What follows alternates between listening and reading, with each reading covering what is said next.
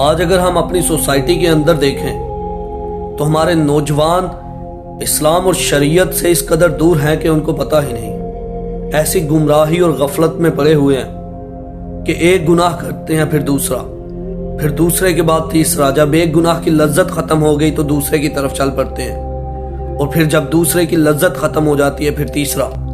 مسلسل گناہوں میں ڈوبے جا رہے ہیں اور کوئی بتانے والا نہیں، اور اگر بامشکل کوئی بتانے والا آ ہی جائے تو اس کو رسوا کر دیتے ہیں، کہتے ہیں کہ تمہارے خیالات بہت پرانے ہیں، ہم ایڈوانس لیول کے لوگ ہیں۔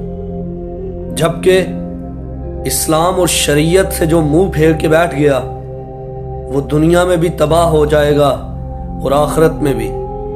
ہمارے کالجز یونیورسٹیز میں دیکھیں جا کے نوجوان اس طرح بے حیائی کی زندگی گزار رہے ہیں کہ جیسے یہ مسلم نہیں ہے، ان کو اسلام اور شریعت کا پتہ ہی نہیں۔ انہوں نے کلمہ پڑھ لیا اور اس کے بعد منافقوں والے کام کرنا شروع کر دیے، اور اوپر مسلمان کے نام کا ٹیگ لگا کے مسلمان کا نام بدنام کیا جا رہا ہے۔ صرف کلمہ پڑھنا ہی کافی نہیں ہے۔ ہمارے پیارے نبی صلی اللہ علیہ وآلہ وسلم نے اللہ کا جو پیغام ہم تک پہنچایا اس پر عمل کرنا سب سے زیادہ ضروری ہے۔